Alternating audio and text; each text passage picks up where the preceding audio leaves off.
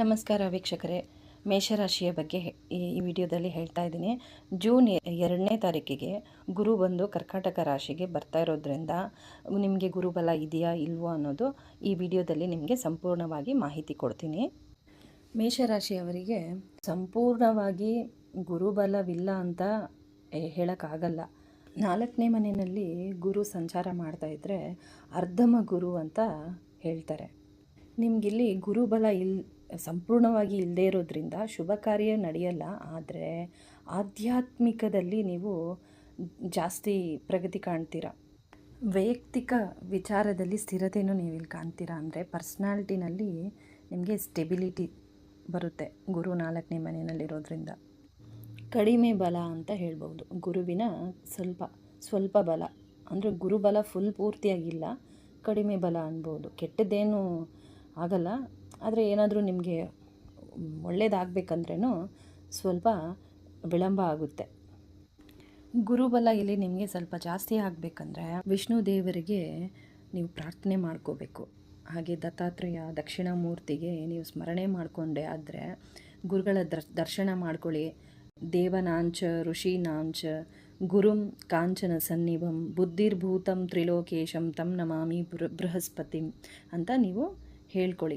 ಮೇಷರಾಶಿಯವರು ಒಳ್ಳೆ ಓದುಗಾರರಾಗ್ತೀರಾ, ರಾಜನ ರೀತಿ ಇರೋದು, ಹಣವಂತರು, ಜ್ಞಾನವಂತರಾಗ್ತೀರಾ.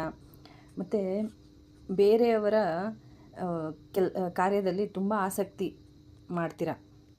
ಎಲ್ಲ ಸೌಕರ್ಯಗಳನ್ನು ನೀವು ಇಲ್ಲಿ ಪಡಿತೀರಾ. ಒಂದೇ ಒಂದು ಏನಂದರೆ ಶುಭ ಕಾರ್ಯಗಳು, ಮದುವೆ, ಈ ಥರದ್ದೆಲ್ಲ ಈ ಸಂದರ್ಭದಲ್ಲಿ ಗುರುಬಲ ಇಲ್ಲದೆ ಇರೋದ್ರಿಂದ ಮಾಡೋಕ್ಕಾಗಲ್ಲ. ಆದರೆ ನೀವು ಗುರು ಪರಿಹಾರ ಮಾಡ್ಕೊಳ್ಳಿ. ಗುರುಬಲನ ಚೆನ್ನಾಗಿ ಮಾಡಿಕೊಂಡ್ರೆ, ಗುರುಗಳಿಗೆ ಪ್ರಾರ್ಥನೆ ಮಾಡಿಕೊಂಡ್ರೆ ಎಲ್ಲ ಚೆನ್ನಾಗಾಗುತ್ತೆ. ಯಾವುದರಲ್ಲಿ ಒಳ್ಳೇದು ಮಾಡ್ತಾನಂದರೆ ತಾಯಿಯ ವಿಚಾರದಲ್ಲಿ ಮತ್ತು ವಾಹನದ ವಿಚಾರದಲ್ಲಿ ಎಲ್ಲ ತುಂಬ ಚೆನ್ನಾಗಿ ಮಾಡ್ತಾನೆ. ಮತ್ತು ಪ್ರಾಪರ್ಟಿ ವಿಚಾರದಲ್ಲಿ ಇಲ್ಲಿ ತಾಯಿಯ ಆಶೀರ್ವಾದ ನಿಮಗೆ ಸಿಗುತ್ತೆ. ಹಾಗೆ ವಾಹನ ಸೌಖ್ಯ, ನೀವೇನಾದರೂ ಟ್ರಾನ್ಸ್ಪೋರ್ಟ್ ಡಿಪಾರ್ಟ್ಮೆಂಟಲ್ಲಿ ಇದ್ದರೆ ಇಲ್ಲ ವಾಹನ ಚಲಾಯಿಸ್ತಾ ಇದ್ದರೆ ಅದರಿಂದನೂ ನಿಮಗೆ ಇಲ್ಲಿ ಒಳ್ಳೆಯ ಅನುಕೂಲ ಆಗುತ್ತೆ. ಸರ್ಕಾರಿ ಉದ್ಯೋಗದಲ್ಲಿರೋರಿಗೆ ಅಂತೂ ತುಂಬಾ ಶುಭ. ಮತ್ತು ರಾಜಕೀಯ ಪೊಲಿಟಿಕ್ಸಲ್ಲಿ ಇರೋರಿಗೆ ಒಳ್ಳೆಯ ಅಭಿವೃದ್ಧಿ ಮತ್ತು ಜಾಸ್ತಿ ಸನ್ಮಾನ ಸಿಗುತ್ತೆ. ಒಟ್ಟಾರೆ ಹೇಳಬೇಕಾದ್ರೆ ತಾಯಿಯ ಆರೋಗ್ಯ ಚೆನ್ನಾಗಿರುತ್ತೆ ಮತ್ತು ಅವರಿಂದ ಆಶೀರ್ವಾದ ಸಿಗುತ್ತೆ. ಮನೆ, ಆಸ್ತಿ, ಪ್ರಾಪರ್ಟಿ ಎಲ್ಲ ನೀವು ಖರೀದಿ ಮಾಡ್ತೀರಾ. ಮತ್ತು ವಾಹನನೂ ಖರೀದಿ ಮಾಡ್ತೀರಾ. ತುಂಬ ಚೆನ್ನಾಗಿರುತ್ತೆ. ಆಸ್ತಿ ಮಾಡ್ಕೊತೀರಾ.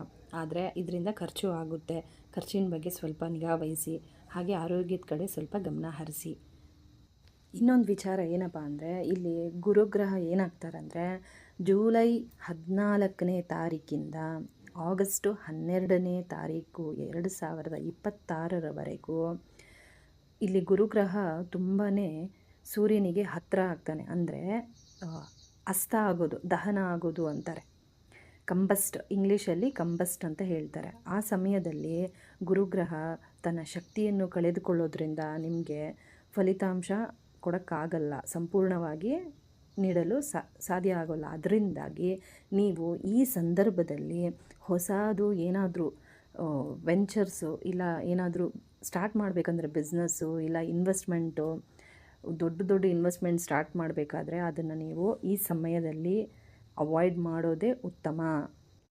ಹಾಗೆ ಆರೋಗ್ಯದ ವಿಚಾರದಲ್ಲಿ ಸ್ವಲ್ಪ ಗಮನ ಕೊಡಿ.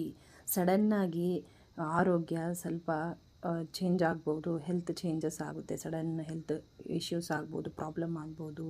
BP ಅಥವಾ ಎದೆ ಚೆಸ್ಟ್ ರಿಲೇಟೆಡ್ ಪ್ರಾಬ್ಲಮ್ಮು ಆಗಬಹುದು.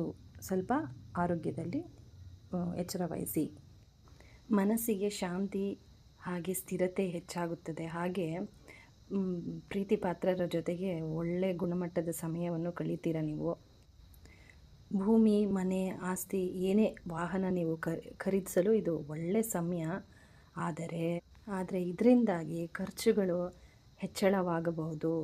ಅದರಿಂದಾಗಿ ನಿಮ್ಮ ಬಜೆಟನ್ನು ತುಂಬ ಎಚ್ಚರಿಕೆಯಿಂದ ನೀವು ಪ್ಲ್ಯಾನ್ ಮಾಡಬೇಕು. ಸೌಕರ್ಯಗಳನ್ನು ಎಲ್ಲ ಹೆಚ್ಚು ಮಾಡ್ಕೊತೀರಾ ಗುರು 4ನೇ ಮನೆಯಲ್ಲಿ ಇರೋದ್ರಿಂದ. ಆದರೆ ಸೋಮಾರಿತನ ಆಗುತ್ತೆ, ಅಂದರೆ ಲೇಸಿನೆಸ್ಸು ಆಗೋಗುತ್ತೆ. ಅದರಿಂದಾಗಿ ನೀವು ಯಾವುದೇ ಅವಕಾಶ ಬಂದ್ರೇನೋ ಅದನ್ನು ಮುಂದೆ ಹಾಕಕ್ಕೆ ಹೋಗಬಾರ್ದು, ಅದನ್ನು ತಪ್ಪಿಸ್ಕೊಳ್ಬಾರ್ದು.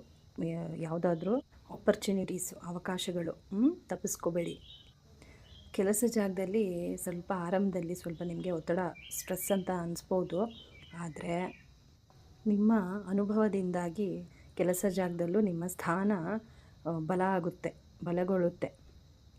ಆದರೆ ಅತಿಯಾದ ಆತ್ಮವಿಶ್ವಾಸ ಬೇಡ ಇಲ್ಲಿ ಕೆಲಸ ಜಾಗದಲ್ಲಿ.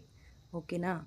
ಮತ್ತೊಮ್ಮೆ ಜ್ಞಾಪಕ ಮಾಡಿಸ್ತಾ ಇದ್ದೀನಿ, ಜುಲೈ 14ರಿಂದ ಆಗಸ್ಟ್ 12ರವರೆಗೆ ನೀವು ಯಾವುದೇ ಕಾರ್ಯ, ಹೊಸ ಇನ್ವೆಸ್ಟ್ಮೆಂಟು ಸ್ಟಾರ್ಟ್ ಮಾಡೋಂಗಿದ್ರೆ ಅವಾಯ್ಡ್ ಮಾಡಲೇಬೇಕು. ಮತ್ತೊಂದು ಸಲ ಹೇಳ್ತಾ ಇದ್ದೀನಿ. ಪರಿಹಾರ ಏನಪ್ಪ ಅಂದರೆ, ಹಸುಗಳಿಗೆ ಆಹಾರ ನೀಡಿ. ದಿನನಿತ್ಯ ಒಂದು ಬಾಳೆಹಣ್ಣು, ಏನೋ ನಿಮ್ಮ ಕೈಲಾದಷ್ಟು, ಏನೋ ಒಂದು, ಮನೆ ಹತ್ತಿರ ಹಸು ಬರ್ತಾಯಿದ್ರೆ ಅದಕ್ಕೆ ದಿನ ಒಂದು ಹಣ್ಣುಗಳು, ಏನು ನಿಮ್ಮ ಮನೆಯಲ್ಲಿ ರೊಟ್ಟಿ ಏನಿದೆಯೋ ಅದನ್ನು ನೀವು ಹಸುಗಳಿಗೆ ಆಹಾರ ನೀಡಿದರೆ ಒಳ್ಳೆಯದಾಗುತ್ತೆ. ಗುರುವಾರದಂದು ಅರಳಿ ಮರಕ್ಕೆ, ಅಶ್ವತ್ಥ ವೃಕ್ಷಕ್ಕೆ ಪ್ರದಕ್ಷಿಣೆ ಹಾಕೊಳ್ಳಿ. ಹಾಗೆ ನೀರನ್ನು ಅರ್ಪಿಸಿ ಪ್ರದಕ್ಷಿಣೆ ಮಾಡುತ್ತಾ ಗುರು ಸ್ತೋತ್ರವನ್ನು ಹೇಳ್ಕೊಳ್ಳಿ. ಇನ್ನೊಂದು ಪರಿಹಾರ ಹೇಳ್ತೀನಿ. ಗುರು ಹಿರಿಯರಿಗೆ ಗೌರವಿಸಿ. ಮನೆಯಲ್ಲಿ ಹಿರಿಯರಿರ್ತಾರಲ್ಲ, ಕುಟುಂಬದ ಸದಸ್ಯರು, ಅವರಿಂದ ಆಶೀರ್ವಾದ ಪಡೆಯಿರಿ ಮತ್ತು ಅವರ ಮಾರ್ಗದರ್ಶನ ತಗೊಳ್ಳಿ.